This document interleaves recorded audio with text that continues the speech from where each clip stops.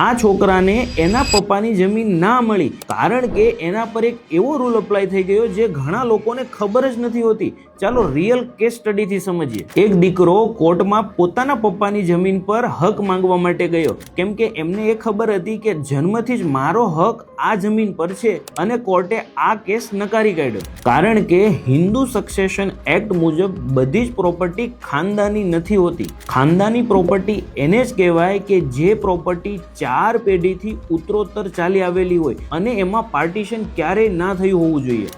જ્યારે આ કેસમાં પ્રોપર્ટી સેલ્ફ એક્વાયર્ડ હતી એટલે કે દાદાએ પોતાની કમાણીથી આ મિલકત ખરીદી હતી અને પોતાના દીકરાને વારસાઈમાં આપી હતી. પછી દીકરાએ એ પ્રોપર્ટી વાઈફને ગિફ્ટ કરી અને વાઈફે બીજા ફેમિલી મેમ્બરને ટ્રાન્સફર કરી દીધી. કાયદા મુજબ સેલ્ફ એક્વાયર્ડ પ્રોપર્ટીનો માલિક ધારે તેમ ટ્રાન્સફર કરી શકે છે અને વેચી પણ શકે છે. તેમાં સંતાનો કોઈ પણ પ્રકારનો હક દાવો ક્યારેય ના કરી શકે. એટલે જ આ પ્રોપર્ટીમાં છોકરાનો કોઈ લીગલ હક ના બન્યો અને તે કોર્ટમાં કેસ હારી ગયો. પણ સવાલ એ છે કે આજના સમયમાં 4 પેઢી સુધી કોઈ પણ પ્રોપર્ટી ડિવાઈડ થયા વગર કઈ રીતે રહી શકે અને જો તેની વહેંચણી થઈ જાય તો કાયદો શું કહે છે? આ વિડીયો સેવ કરી ફ્રેન્ડ્સ અને ફેમિલીને શેર કરજો અને જો તમારે આ કાયદા વિશે ડિટેલ્સમાં જાણવું હોય તો મારા પેજને ફોલો કરી કોમેન્ટમાં લખો જમીન, હું તમને કમ્પ્લીટ ડિટેલ્સ DMમાં મોકલી આપીશ.